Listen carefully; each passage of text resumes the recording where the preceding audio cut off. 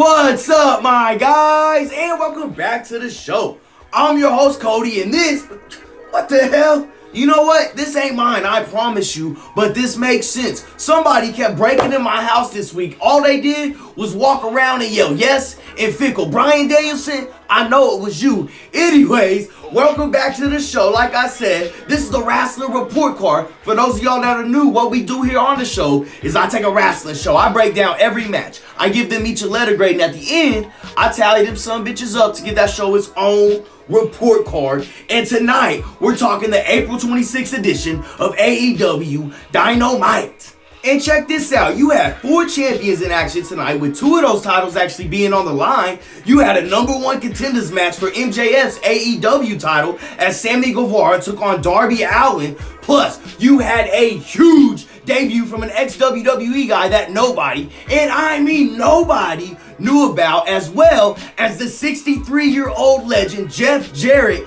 in a one-on-one match tonight, and it was actually good. So as you can tell, we got a lot to talk about. So without further ado, go on and buckle up your seatbelts, and let's get to grading, my guy. So we kick tonight off with the All-Atlantic Championship on the line, as Orange Cassidy is making now his 20th, that's right, 20th defense, this time going up against Bandido. And I tell you what, I'm not even gonna try to do this justice right here. Like, if you have a spare 20 minutes, go watch this bitch so you can see Bandido hit a grown-ass man with a one-arm superplex. He even hit him with another one-arm move. Like, what a maneuver. Anyways, after these two traded near falls, Bandido popped Cassidy up, but when he came back down, he hit him with a dose of that orange punch, followed that up with the beach break, and ain't nobody kicking out of that, my guy. Orange Cassidy picks up the 1, 2, 3, and after the match, it looks like these two are best buds now, and they even run out later on, but we'll get more into that later. For now, for that opening match, I'm gonna slap an A on that bitch. Seriously, if you got time, go watch it, because that was fire, my guy. Well, we got more action. Up next, you got one half of the tag team champions, Dax Harwood, going up against the legendary Jeff Jarrett. Ain't he great?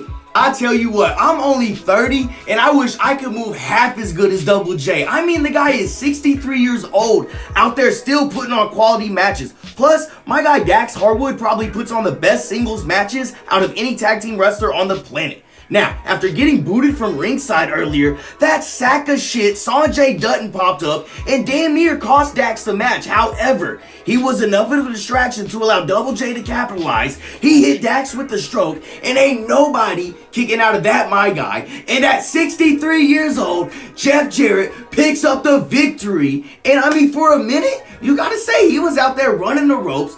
I'm gonna slap a B on that bitch, but we gotta move on, because up next, you got the new TNT champion, Wardlow, going up against... I have no clue, honestly. And yeah, this was over quick. Wardlow powerbombed that poor bitch so many times that he made Double A cringe out there. I mean, you gotta be doing some stuff to do that. But after the match, during another classic Arn Anderson promo, out comes Christian and the returning Luchasaurus, but I really don't get it. They just walked out and then just walked right back. Like, what was going on there? I don't know. I'm confused. It was cool to watch Wardlow beat the shit out of somebody. I'ma slap a C on that bitch. They could have just came out another day, and we could have made that a lot better, because I honestly can't wait to see that match. But enough about that, because up next, we got the #1 contenders match for MJF's AEW World Championship, as you got Sammy Guevara going one-on-one with Darby Allin. Plus, MJF joins that miserable fat old prick Tony Schiavone, those were his words, not mine, on commentary. And look, I know MJF is the champ and all, but can we get my guy on commentary every week? He's hilarious, and somebody get that man some more pickles, damn it. And yeah, to the match, this was about as crazy as you would think it would be. I mean, we witnessed Sammy Guevara hit a 630 splash from the ropes out onto the floor, crashing Darby Allin through the damn table. With that happening, the ref was obviously distracted, so during all that, MJF left the booth, ran up, threw Darby his own skateboard, and Sammy Guevara did his best Eddie Guerrero impression as he just dropped down, and when the ref turned back around, all he saw was Darby standing there looking guilty as hell with a skateboard in hand, so the ref had no choice but to DQ him. So in the main event of Double or Nothing, it will be Sammy Guevara taking on MJF, and you know the deal they have, but wait, not so fast, my friend, because Tony Khan paged in, and next week on Dynamite, it will be MJF teaming up with Sammy Guevara to take on Jungle Boy Jack and Darby Allin, and if Jack and Darby win, then they will be added into that main event at Double or Nothing, making it a fatal four-way. And yeah, that's kind of what we all want to see. I never want to see MJF lose, so Sammy looks like you gonna take the fall next week, bud. Anyways, if I gotta grade that right there, I'm gonna slap an A- on that sumbitch. And as crazy as that was, we gotta keep moving on, and it's only getting wilder. So next, Adam Cole, baby, he comes down, called Chris Jericho a son of a bitch, and rightfully so after what they did to him and his wife last week. And then he called Jericho out to a fight, but Jericho, being the heel that he is, popped up on the Jumbotron instead, and then just sent out his cronies to do the dirty work. Now, as Adam Cole was getting beat down 4-on-1, out came the duo from earlier, Orange Cassidy and Bandido, to make the save, but they were still outnumbered. No worries though, cause next thing you know, some music hit, you look up on the big screen, and by God, it's Roderick Strong. That's right, his old undisputed buddy, and he's officially all elite. Now, as most of y'all know, Adam Cole and Roderick Strong, they got a little bit of history together, to say the least. And after a tense moment tonight, they ended up embracing each other. I mean, we'll see how long that lasts. But that's how you do a return right there. And I love that nobody, not even those guys that know everything, unlike my dumb ass, knew about this. It was a huge return. Like, everybody was surprised. That's how you do it. I'm gonna slap a B on that sumbitch. I can't wait till Kyle O'Reilly's back and Bobby Fish.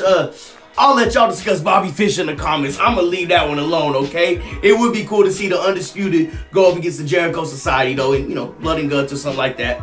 Not that I'm wishing anything. I'm gonna slap a B on that sumbitch. I'm gonna quit rambling, and we gonna jump over to the women's division, because up next, you got our second title fight of the night, as the 51-0 Jade Cargill defends against her biggest challenge yet in Taya, Valkyrie. And I feel like a lot of people are slow to give Jade Cargill her flowers when they're due, but we gotta admit, week by week, she keeps improving in the ring. I mean, tonight, Jade hit a superplex followed immediately by a Canadian destroyer that made me get up and was like, oh shit. And then at the end of the day, Jade ended up picking up the 1, 2, 3. It don't matter how she did it. And she still both remains the champ and 52-0 undefeated. That's what I'm talking about right there. For the match, I'm gonna slap a B- on that sumbitch. But y'all know what time it is. That's enough time for the talk, because it's time for the main event.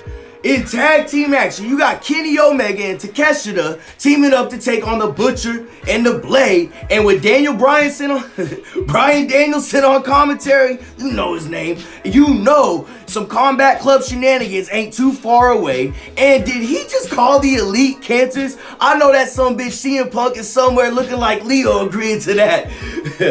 Anyways, after the break, Omeaga and Takeshita just took over the match. Takeshita entered one last V-trigger, and ain't nobody kicking out of that, my guy. But to nobody's surprise, the Combat Club attacked Omeaga and Takeshita after the match, but thankfully, the Young Bucks ran out and made the save, and just as they were about to take a screwdriver to Mox, Danielson on the outside ended up convincing Takeshita to go in and stop him, so he did. And while the Elite were distracted with all that, the Combat Club took advantage, wiped out the Elite. Then they offered Takeshita one last opportunity to join the club, but when he declined, Yuta snuck up behind, hit him with a low blow. Then Moxley just started attacking him over and over with that damn screwdriver. I mean, my guy, Takeshita, you ever heard that song, Shoulda Said No? Well, you probably shouldn't have, my guy, because that done cost you. You know how the club gets down. And I gotta say, turning the Blackpool Combat Club heel might be Uncle Tony's booking decision of the year so far in 2023.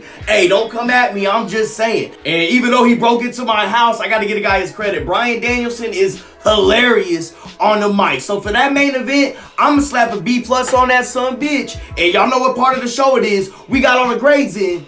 Now let's take a look at the report card, my guy. After tallying everything up, we came out with a final letter grade of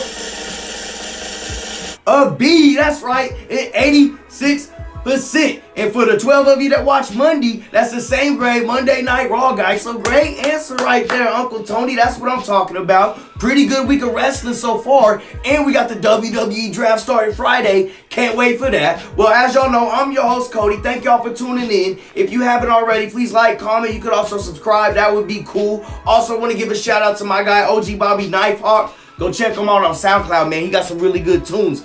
Other than that, I'm signing off. You folks stay safe out there and have a nice day.